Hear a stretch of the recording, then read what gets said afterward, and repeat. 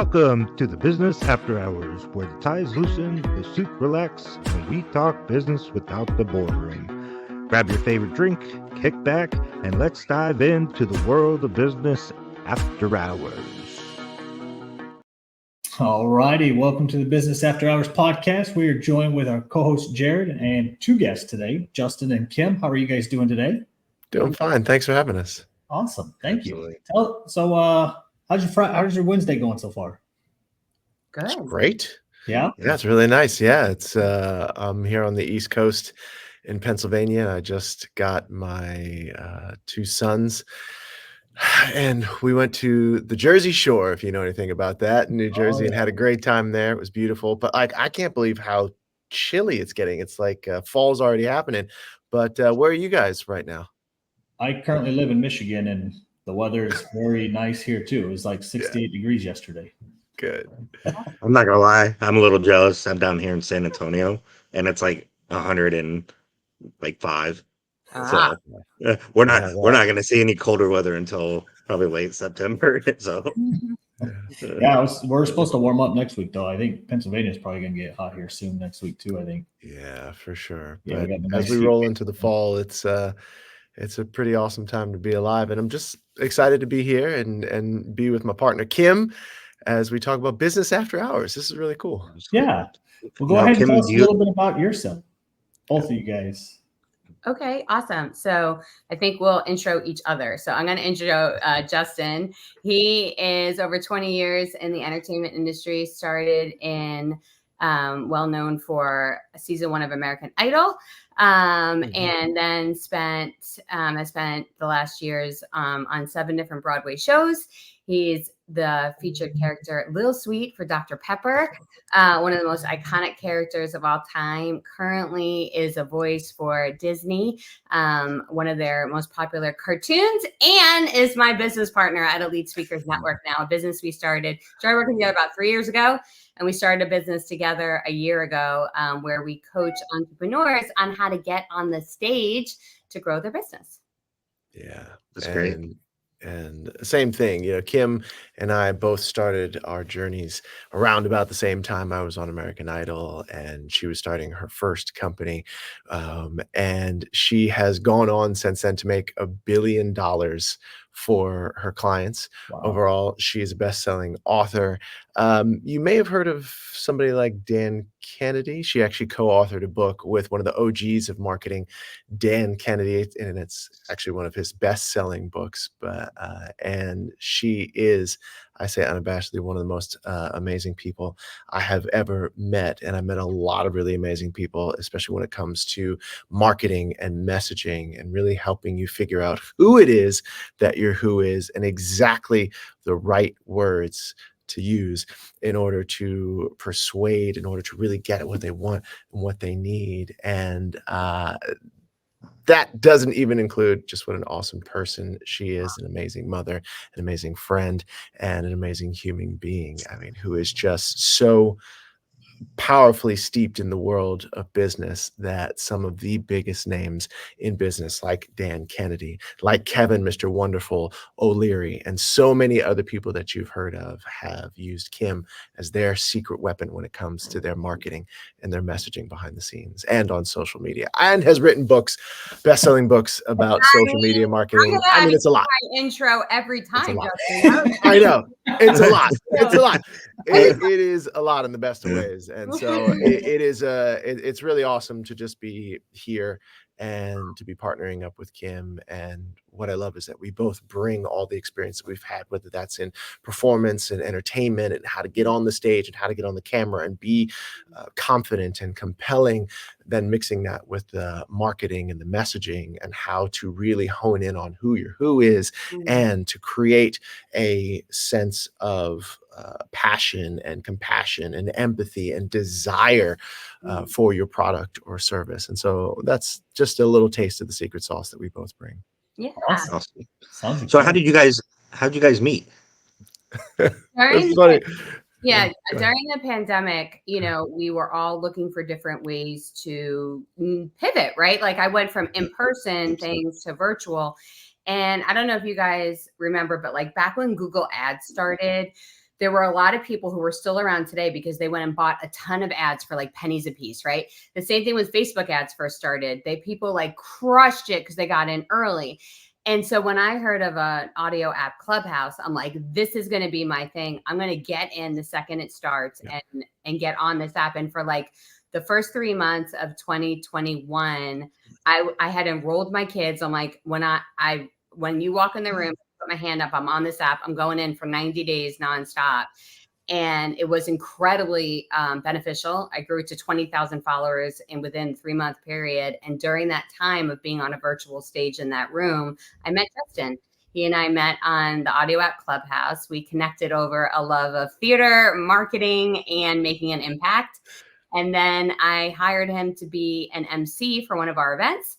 While he was emceeing. A lot of MCs, like when they MC your event, they are off in a room when they're not on stage. He was in the green room doing all the exercises that I was teaching on the virtual stage. And I'm like, what are you doing?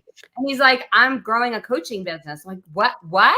I could be your coach. So I became his coach. He started doing coaching for our clients. And then over time, we started a business together. So it was pretty amazing. And it all came from getting on one audio app during the pandemic. Yeah, Wow. it was really funny. It's wonderful how Kim glosses over that I could be your coach part. I mentioned to her that I had written a book, and she then said, "What? We've been working together for 6 months, and now you're just telling me this." So she very and I'm glad she did it. She yelled at me and said, "Wait a minute, I don't like the high-pitched Kim voice that comes out of him when he tells that story. Well, she yelled at me. I deserve to be yelled at because, like so many people that I'm sure you run across here on this podcast, run across in business, like I have value, right? You, all four of us, rather, in this room have value. And what we don't often understand is that we have value and we deserve to be paid for it. Not just paid anything. We deserve to be paid according to that value. And I was, as much as I hate to say it, I was charging like $47 to get people to show up and to give them 20 plus years of high level experience and value. So I credit Kim on helping me to really truly understand my value, my worth, and then how to put that out in the marketplace in a way that really shows that value. So people understand it and are willing to pay me what I'm worth. That's a great question. A great point. What are some ways that people devalue themselves? So we typically create our normal from the things we've experienced in our life. And it's a wonderful thing that our brain does. It's why I can pick up my Yeti, take a sip without thinking, right? And that's good, because if we had to think through everything we had all day long, we would be exhausted by 9:30 in the morning and need to go to sleep. Right. So our brain is awesome in that way. But one of the challenges our brain has is that it tends to create belief systems and patterns based on the environment around us. And so simple, example, and that I grew up in a house where my dad worked for the government. I had a stay-at-home mom. The only way we knew how to create more money, and I'd seen is that my dad's had to take on side gigs. So I got this habit brain thinking the way you make more money is to work more hours. You work more hours, you work more hours. And that compensation equals the number of hours worked, which is a commonly held belief, right? But when we get to the space of having, I need to work a certain number of hours in order to create value, then we can't then align with the real truth, which is the wealthiest people in the world do not get paid by the hour. They are paid based on the value they give to others, right? And so that is a shift, but it's a huge mindset shift. Like, really? They think if they have coaching clients paying them $180 an hour, they had to work hard to get to the mindset. When I say, stop charging by the hour, charge that same client a $25,000 package, because your value isn't based on the number of hours you meet with that client. Your value is based in what happens to that client as a result of the work you do together. Yeah. That takes a lot of effort. And it's just as simple. No one's broken. No one's not worthy of it. They just have to rewire that thought process so they can create that new thought that brings them that value. And I mean, like Justin, you've had a lot of times where, in the entertainment space, your value was based in something completely outside of you, right? It was based in someone's point of view.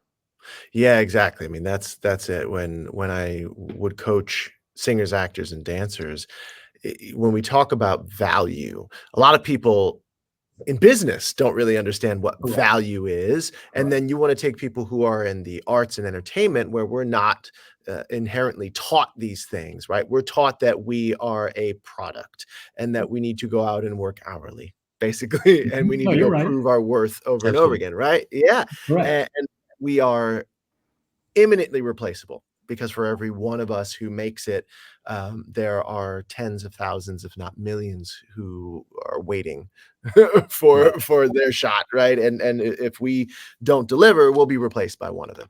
And so when it comes to value, a lot of people have a challenge with understanding what value is because at the end of the day, it's this sort of like mystical thing, and everyone has a different interpretation. But the way I like to see it is that value is just a solution to someone else's problem. Your value is a solution to someone else's problem. And let's take Nike, for example. I love Air Jordans. Love, love, love, love, love. They're a stupid investment. It's a shoe, right? Like, let's just get that out of the way right now. Right? It's a dumb It is investment. not an investment, by the way. But anyway, Well, continue. Yeah. okay, you're right. Yes, it is could most be an certainly. Yeah, investment. To the expense category, but you keep on going with that It one. it could would be an only investment. be it would only be an investment if I bought it, kept them in the box, and put it on a shelf. Oh, okay. Yeah. You wear your Jordan. Yeah. That would That's be an no asset. fun. Yeah, exactly. That's no fun, right? You wanna wear them. Are Yeah. pure liability. Pure liability. However, what do? Why are they so valuable for me selfishly when I get up and I speak on a stage in front of a certain kind of crowd, like I did for the Kennedy Center when I got up in front of 1,600 musical theater students, right? I get up there with J's on, and the value that J's have, the problem that they solve for me is the solution rather that they provide to me is status. When people see me in a amazing pair of Jordans, that immediately elevates my status. Now, look, me being on a stage elevates my status. Me being there and having been introduced by a Kennedy Center a person elevates my authority and my status. But just in general, so I'm willing to invest, and I put that in quotes, invest that 200 some odd dollars because I find that the value of that status is worth more than the $200 that I have. Sure. Because that value when I get on the stage is going to make people know, like, and trust me more, and they're going to be more willing to. And you give like me- the sneakers. also. And I like that. No, Like at there's the end of the day, go ahead. Yeah. no, really, really. Well, at the end of the day, the way I like to just think of value and how that equates to sales is when I can clearly uncover the value that I have, aka the solution to someone else's problem. When I'm able to so clearly uncover that, the value of what I have becomes worth more than the money in someone else's pocket. I mean, that's the essence of sales. And so when you truly understand your value, which is what Kim and I are beating the drum about, then it becomes the sales conversation becomes a lot easier. The process of really discovering what it is that you bring to the marketplace that no one else can bring to the marketplace becomes much easier to relate to people. And there's this crazy thing that, like, if you want to share value with others, you have to charge more. That's this thing. It's like some people feel bad about charging more. But if, like, we're going to a town and we're like, oh, I just really want a petite filet or a big ribeye, whatever you want. Okay, so let's say I'm a big fan of the 6-ounce petite filet with a side of some spinach. And I go to one restaurant and they say they're having a petite filet special that night and it's $4.99. I am not going in to eat that meat because I'm going to assume something's wrong with it, right? It could be the same exact filet next door for $39.99. Very true. I assume in my mind it's better meat because I'm paying more for it. And so when we don't charge enough, we tell this to our speakers about giving their fee about what they should charge to get on stage. If they give any fee lower than $2,500, the booking agent will assume they are not a great speaker. Sure. Like, that is a thing too. So if you actually want to get people to feel like you have value, you have to charge more. It's funny because me and Jeff have had this conversation with cars, and having, a prestigious car, you tend to get more people coming towards you, asking you, oh, Yeah. nice car. What do you do? So it's very, very interesting to hear about like the Jordans and stuff, in that sense, because I've never thought about it in that way. And so that's great info. How do you deal with the clients that kind of push you back on the price? So you don't work with them. That's it. Okay. No, that's fair. Yeah, absolutely. Yeah, you like literally don't ever, ever, ever negotiate on price. Yeah. You have value, because if you ever lower a price based on, you say a price and they want cheaper and you go cheaper, you're starting the relationship with them thinking you lie. And the thing you say up front is never the real answer. So they're going to question everything that you ever say to them. And also, what does that mean to everybody else who you did charge a real price to? Are they being screwed over? That's not right either. Now, we won't ever negotiate on price. The thing I will negotiate on is payment terms. If they are in a cash flow situation and they can't invest the entire amount up front and they need to work it over certain months or weeks, we will do that, but it's going to be in a contract that they're going to be held to. And if they don't, every second you waste with someone who's not willing to pay you for what you are worth is a second you can't spend working with someone who can. Yeah. So what about overvaluing then? Well, tell me what you mean. Give me an example of overvaluing. Price is way too high. You value yourself too much, that you're pricing yourself out of work. I don't. I mean, test. Really, you have to test, and it just depends on this. This comes back to the market. Who's your who, right? So I could go to a CEO's some sort of big sort of blue chip CEO convention, and if I charge $25,000, I'm on stage, I'm speaking, and if I charge $25,000 for something that I do, that may seem very cheap, right, to people who are making seven figures a year. Again, it just goes back to who is your who, which is what Kim and I really love to focus on, especially in the beginning. It's like, who is your ideal right fit client? And like, because people who pay attention, and I trust me from experience, I have charged way too little, and yet those people who I get a bunch of people in, but they come with complaints. They come with all they want is more and more and more for the very little that they pay. However, our high-end clients who pay a significant amount of money to work with us are way more invested in getting things done. Yep. They are way more responsive, and ultimately they are way more likely and have achieved the outcomes of the goals that they set for themselves and that we help them uncover. So what about like the clients that are just getting started that, don't feel like they have that value to bring because they don't have enough, experience or that, in that setting? What do you advise with them? Do you do like a stair step or Yeah, do you if you were going out to dinner with somebody and you're at a table of 8 people and you go to the restroom and you come back to the table and somebody else at the table says, where's the restroom? What would you do? put them to the restroom? Yeah, you would not ask every staff person in the building, where's the restroom, or follow the architect because they had built the bathroom. You actually know how to get there, so you would tell them. So your value is not in how many clients you have had before or how long you've been doing it. The value literally starts from the second you have something that can serve someone, a pathway that can show them the way and the outcome, the value they're going to get for it. And we as a culture have created this false paradigm that value is built in the amount of time served. But that goes back to our belief system that's created from the people, out in the field that we get paid by the hour. No, not at all. Like you get how to do something right now that can change somebody's life, make them more money, bring them more love, get them better help, whatever it is.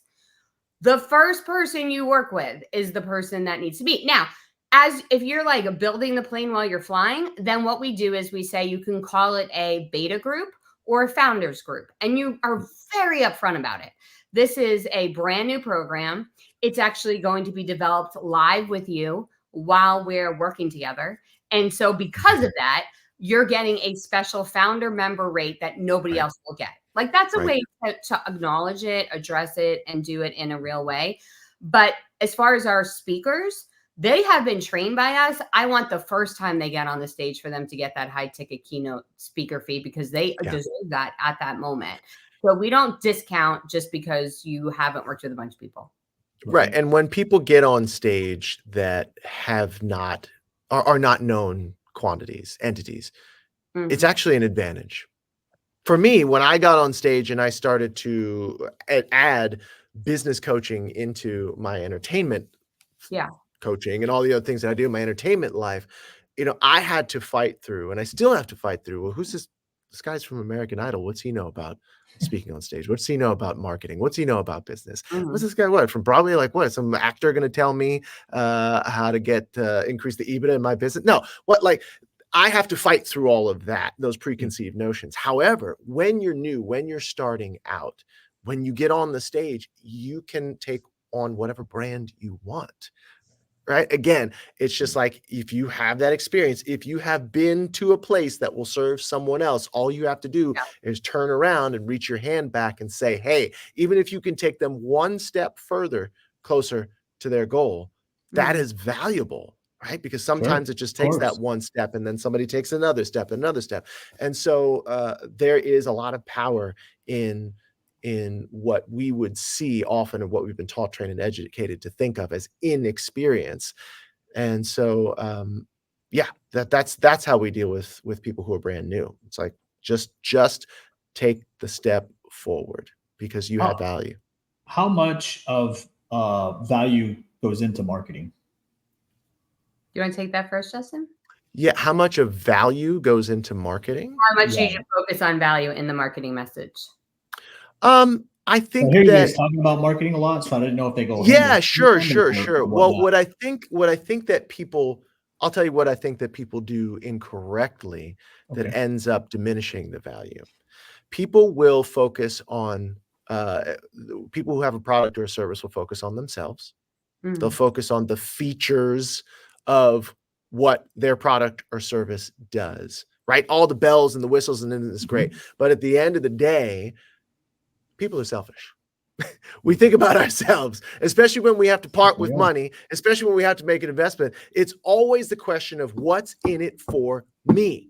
Yeah. And so when it comes to value, AKA the solution to someone else's problem, the most important thing is to always remember that the person who's looking at your marketing, your message, is always thinking, what's in it for me? I don't care about the bells and the whistles. What is the outcome? What am I going to get? And in the work that we do, we really focus on creating entertainment, helping people understand that, hey, look, this is a thing that works. It's proven. We get you on stage. We teach you how to be confident and concise and commanding and deliver a message to your right fit market that is irresistible to them. It works. It's proven. And guess what? You can do it. Other people have done it before. And even more, it's easier than you think. So in terms of our marketing, that's really what we go after. And so, yeah, I mean, and Kim is like the marketing guru, so I'll let her pick up from here. But at the end of the day, that is the thing that I see people doing is they forget that the people who are looking at their thing are solely thinking about what's in it for them. Sure. Yeah. You want to describe the problem you solve using the same words that your target market uses to describe the problem. Not your words, not anything technical, not even focus on your solution, but describe the problem in the way that they describe it. And then they feel like not only do you have a solution that can work, but that you are the right fit person for them because you basically are reading their mind. And it's like you were created for them on that day to solve their problem. Yeah. No, that's good. Now, do you feel like speaking can anybody do it? Or, do you think there's like a special kind of person that should be doing speaking? Every single human has the ability to share their message to more than one person at a time. And they should. I believe every person on this earth was given something that they are better at than I am, or know something more, or experience something greater. And that's the beauty of the human experience. And we have an option either to limit ourselves in one-on-one communication for the rest of our life, or to do something that has literally changed the world over and over again.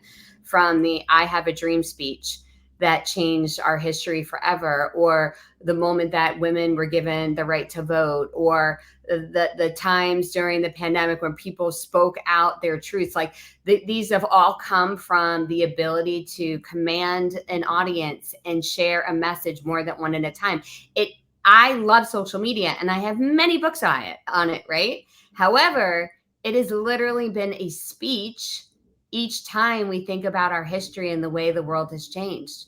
And if you look at the political landscape right now, what are the most impactful moments? They're not from a tweet. They're not from an article. It's literally from a speech. And so having the ability to share your message should be something that every single person does. No one's born with it. We don't know of a single baby that comes out of the womb with a microphone in hand, ready to go. It's a learnable skill. Maybe Elton John. I mean, even him. But they all needed to take the moment to learn how. And doing that gives you the ability to take the thing that you worked hard to discover. You put so much effort into, you had trial and error. And now it shows you why you bothered to do all of that, because it was given to you, not done to you, but for you, so that you could share that with others. And that comes from your desire, just like you guys are doing right now with this podcast. Like you're taking this conversation, the small group conversation, and sharing it with many people. And for folks to recognize that they also have something that can be shared, that's literally how we change the world forever. And you're right, because do you think social media could be used to, I guess, further encourage somebody to be a public speaker? Because like I've had several large social media accounts on my own, and somebody had put it to me that so one of them was almost 200,000 followers, and they were like, just think about it, you're speaking to 200,000 people essentially. Yeah, are we talking about that? Is Justin about to coach you? Let's make the question more personal. Are you saying I'm someone who has a very large social media account? Should I be speaking on stage? Is that the question, Jeff? No. That's a good one. That's the question. No, that's not the question at all. I don't. I've Jared's spoken like, on. That is the question. That is the question, Jeff. That's what we're saying. No, because I have spoken on stage. We're the opposite, because he loves being on social media, talking to a phone, and I'm more the questions for him. I absolutely hate it. I'm not. Honestly, I'm not like one to get on a phone and talk to it. I feel weird. I get anxiety. I don't know. Yeah. I'm not, he does it so naturally that, I that's something I've always struggled with. But again, look, it is Jared, it's a learnable skill. It's like riding a bike or tying your shoes, and barring any, physical limitations or challenges that people have, like, it's something anybody can do. And I have taken people, Kim and I have taken people that are way shyer than you and way more anxious than you, and help them discover their unique message. Because whether it's you, Jeff, or Jared, like, you have a unique story and a unique message. And there are people out there who are waiting for you. And I know that sounds fluffy, but there are people out there who have had experiences that you've had in your life, but they've seen someone who looks like me talking about those experiences. And they're like, well, okay, but I'm not that. And oh yeah, he's been in front of 30 million live television. What? But there are people who, if you got up there, Jared or Jeff, would see themselves in you and be like, finally, somebody who I can relate to. We might have the same exact speech, be talking about the same exact thing, but they won't hear it coming from me. They can only hear it coming from you. And they will know, like, and trust you way more and way faster than they will ever know, like, and trust me. And so that's why it's so vital. Again, even if you were to step on the stage and you might trip over your words a little bit, you might not know exactly what to say in the moment. However, you showing up as you are, delivering your unique value, your unique story, and only the way that you can deliver it is going to resonate with your people. And if you can help one person avoid a pitfall that could ruin their body, could ruin their relationship, could ruin their spiritual relationship, could ruin their business, then the effects of that, and again, I don't mean to get all woo-woo with it, but if you save one person from that, think about the generational help that you could provide someone. Right? Think about that one person and their children and their kin and all that. If you help them to deliver their value, then you're uplifting a family. You're uplifting a community. You could even be uplifting a state, a country, a world. I know it sounds grandiose, but it's like that's where all these people came from. All the big speakers that you know, like, trust, think about, all of them started off, many of them started off as just complete and utter failures. Tony Robbins was terrifically overweight, hiding from his creditors, having to like wash his dishes in his bathtub at one point until a friend came over and said, come on, man, there's got to be something better. And that's when he started to say, okay, maybe there is something better. And he got into NLP, and then he got into, and he became Tony Robbins. But at the end of the day, if he had just taken his current situation and said, well, I guess this is who I am and who I'll always be, and accepted that, we would never have the earth changing movement that Tony Robbins and other people like him have created. So that's a very long-winded way of saying you just need to get on the horse. And we love helping people do that. We love that. Jared, so when you think about that, when you think about the idea of, like, I could tell you were getting a little anxious even talking about it, right? It's super normal. And I think this is so valuable to anybody else watching who's feeling that same way. So if you're cool with it, I'd love to ask you a couple questions. Like, how do you feel about it? What comes up for you? Like, those kinds of things. Tell us a little bit about, did you ever have a bad experience getting on a stage or speaking in front of a class or presenting in front of others?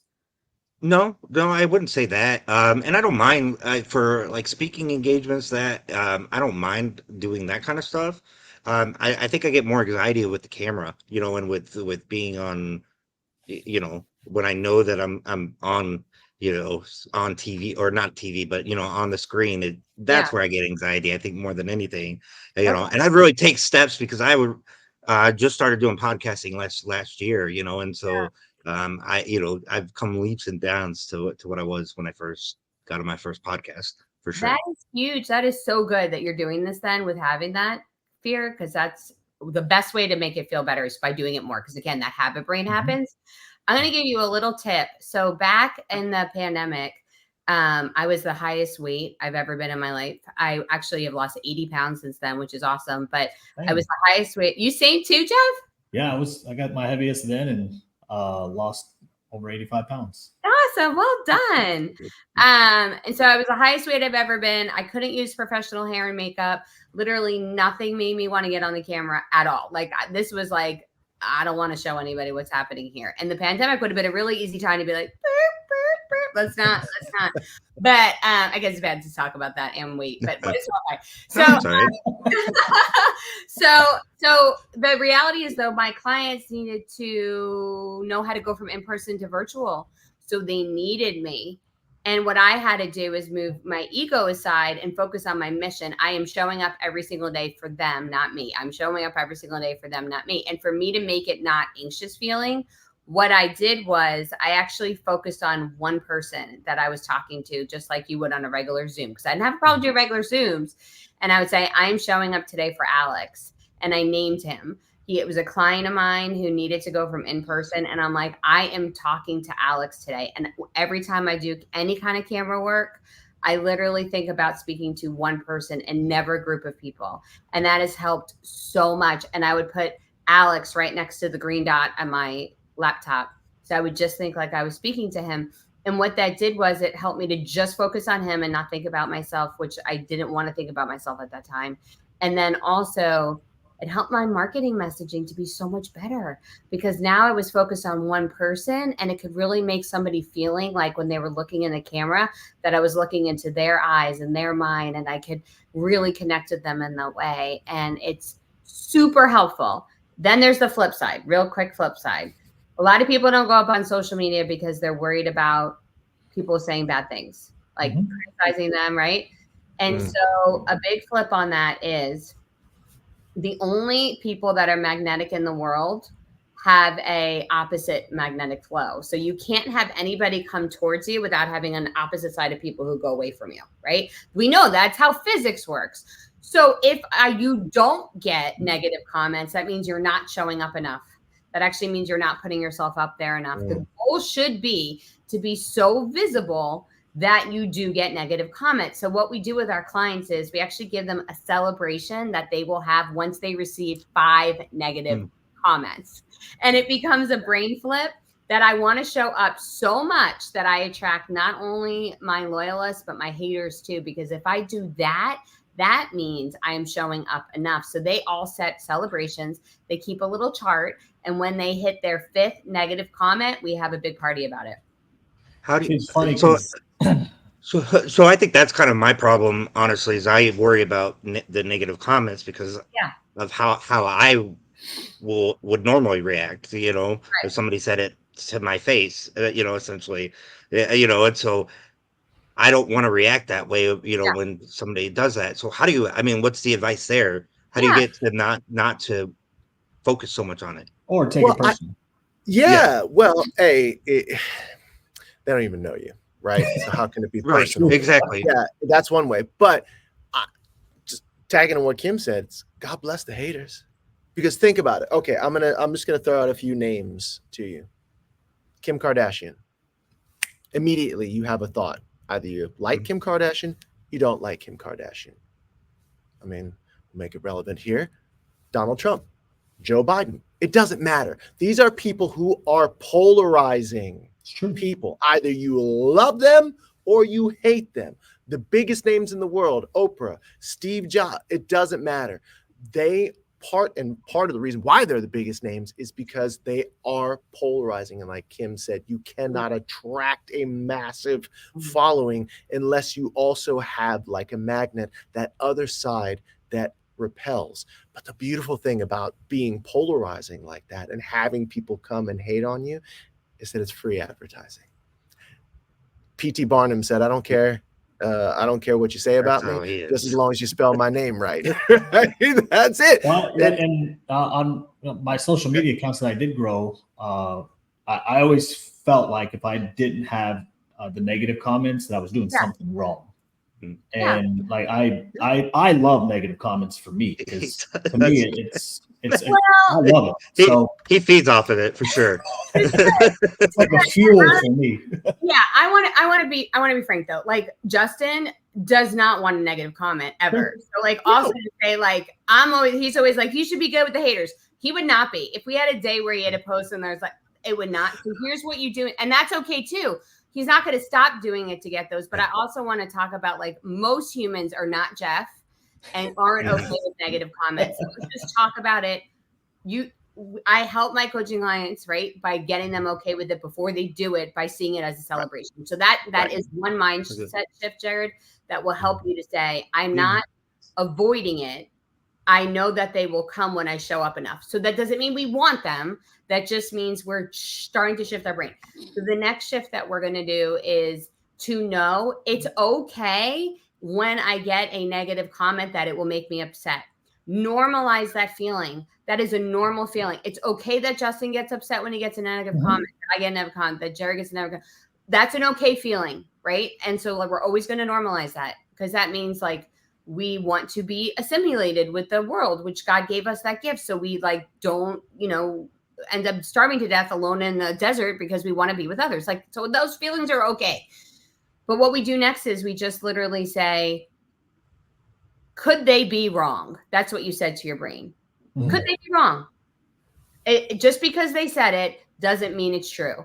and you just start to work with your brain. I'm willing to put myself out there. So these are the 3 steps.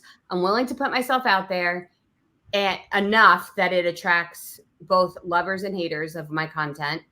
The second step is when I get a negative comment, it's okay that I get upset about it. The third step is I'm willing to question that just because they say it doesn't mean it's true.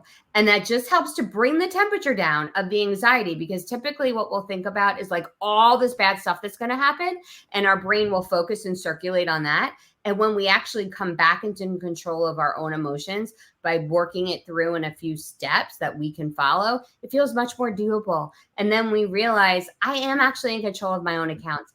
If I end up not liking it, I could delete this someday. Like, this is a permanent decision. I'm not tattooing something on my body. I am literally, and even that, yeah, I could. You can remove that. You can remove that. You say the internet is forever. I mean, right? So we're fine. So once you start telling your body and your core like anxiety that we're in control, it feels so much more doable. And then we stop being we take off the judge's robe and we put on the scientist robe, and we stop thinking, is it right or wrong? Instead, we start saying, I'm willing to get curious to see how my audience might respond to this. And I'm going to research that. And we look at our content as research versus it has to be right or wrong. Now, so basically, are you saying that you ignore them, or you just try to answer or try to combat what they're saying? I love to respond in a very thoughtful way that doesn't acknowledge them being correct in any way. So when I do there are certain threads, if I get a negative comment, it's going to be awesome because they're going to go back and forth with me. And that tells the social media algorithm, show people this, show people this, show people this. And that's really good. And we've had some wonderful moments like that. But what my normal response would be, that's a really interesting perspective. That's what I'll say. It's a really interesting share. It's a really interesting perspective. May I ask you, have we worked together before? Because they'll usually give some opinion about something that I've said, like they know who I am. That's a really interesting perspective.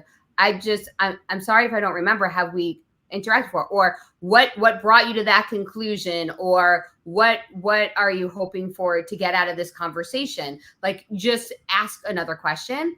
And then you actually get them to respond, which is good. Because if you get a hater, the best thing they could do for you is send more eyes to your post. Leverage them for that ability by engaging them in an actual conversation by asking them a question. Do not delete.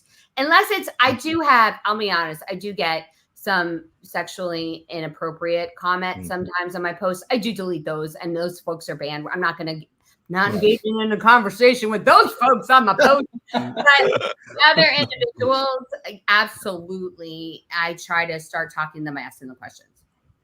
And then usually my fans will show up and start defending me for me. I don't even have to say anything. And that's the best thing to do, because like other people are coming to your defense, and that means so much more than anybody else. And then you can do the Homer Simpson, disappear in the bushes and let them continue helping your algorithm. Yeah. I like that stuff. That's good. Yeah. So go ahead, Jared. No, I was just going to say that's great info for me specifically, and I'm sure there's others like me that have the same issue. Good. So, yeah. So where do people tend to miss their messaging on marketing?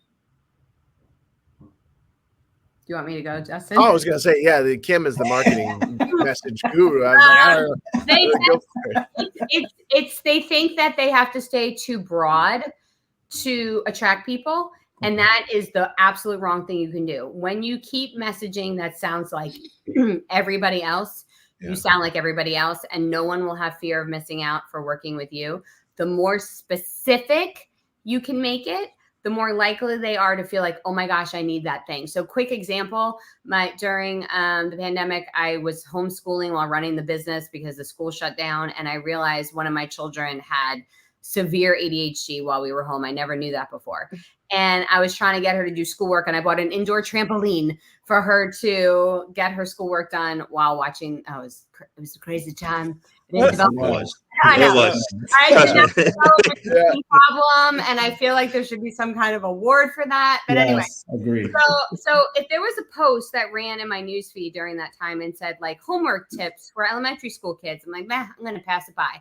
But if I had seen a post that said, how to get your child's homework done with your elementary school girl with ADHD, I would have clicked on that because that's exactly what I was dealing with. It could have been the same information that would have been the case when it was the general tips, but the general tips did nothing for me. When you speak directly to me as a person and what I need in that moment, now I want to connect with you and I see you as the expert and authority. So the more narrow you're willing to make your topic in a way that describes it based on what the audience most needs is the only way to make your marketing effective. And it is the thing that everybody struggles with. Typically, that's the thing you need an outside coach for, because we see it from our perspective, which is the things that we do and what we need to do to help people. But we need to see it from their perspective. And typically you need someone outside to show it to you that way. And until you get that piece right, the only way to grow your business is with word of mouth and referral. And if you're listening to this right now and you're like, that's how I grow my business, I just grow my business from word of mouth and referral, you probably don't have effective marketing. Effective marketing gives you the ability to grow your business with people who don't know you. They just know that you can solve their problem. So, with that, how does one find their message in a field that is, a bunch of, say financial advisor? There's a lot of financial advisors, right? That how do they make the message for them to resonate? You uniquely focus on the target market, your clients that you've worked with, that you really, really, really, really like working with. So you want to think about it this way. What is somebody who you absolutely adore and you would love to get more of when it comes to clients, right? Like you could duplicate them. So first you're going to focus on that one person and create everything for that one person. That's going to make your marketing much better, because typically going to narrow you in, because you'll be like, oh, my best financial advising client is somebody who owns a business or somebody who's a CEO or somebody who, whatever. Get that fact. Then discover something else about them. Like, so for Justin and I, we found out that our right fit clients are people who already own businesses, who were involved in some kind of theater, musical performance, band, cheerleading, radio show in their younger years. And they loved the feeling they got when they were in front of an audience, and they want to get in front of more people. Those are our right fit. That's something we found out about them. So now we call them out, because now that made us unique and specific. So financial advisor would figure something like that out. And then you pick one aha or takeaway that client has from you in the very beginning. So maybe you're really good at showing them how they could use their IRA to invest, or maybe you're really great at showing them how they can leverage real estate, whatever it might be. You focus solely on that one market and one strategy in your content, because now you become the leading expert in that thing, and you create a zone of genius that doesn't sound like anybody else, because you're the only one that does that. And now you can rise up very quickly, because people are going to think, oh, we'd love to have a speaker on this thing, or we'd love to interview someone on our podcast about this thing, or let's go partner with this guy, because they think of you as the specialist. And that only comes when you super narrow in on your market and your message. And just one little thing that I love about that, and that what Kim is always preaching, that I want to highlight in the sea of great stuff that she just said, it's like, if you're going to go through the challenge of having your own business, because I think we all know it's not easy. If being an entrepreneur was easy, if owning your own business was easy, everybody would do it. But not everybody does it, right? And there's nothing wrong with being an entrepreneur working for someone else. That's a beautiful thing too. But if you're gonna go through the challenge of creating your own business, make it a business that you want to be having, that you want to be doing. Make your clients your most favorite people you want to be working with. If you're going to go through all the steps, why not design a business that you love, that you get out of bed saying, man, I can't wait to serve my people today. Man, I can't wait to work with this kind of client today. And that's part and parcel of what you can do with what Kim's talking about. It's awesome. Well, Kim and that's great. Justin, definitely, that's a great ending too. Really? That's good. That's good. This has been a really fun conversation, Absolutely. honestly, and hope that someday we can get you guys back on. Oh, you guys are great. I love how thoughtfully and with intention you listen to the interview and ask questions in response to that. That's awesome. No, it's Thank you. been Thank a you for very fun conversation for sure. I really Absolutely. enjoyed it. So, Good. how would you guys like to send us off? Any special messages to the listeners? Any Well, advice? can we give them a place to go to? Is that Absolutely. Yeah. awesome? So if you have a message or a thought or a story or something of value to share with the world, and you're like, I just don't know how, like I don't even know where to start, or maybe you've tried to get your message out to the world and it hasn't gone as you would have wanted, or maybe you're like, I am crushing it and I'm just looking for some hacks, then Justin and I do a free workshop where we do a lot of the stuff like we just did on this episode. We actually work through your message and your market. We do live coaching and it's totally free, and you could join us at speakandgrowrichworkshop.com. That's speakandgrowrichworkshop.com.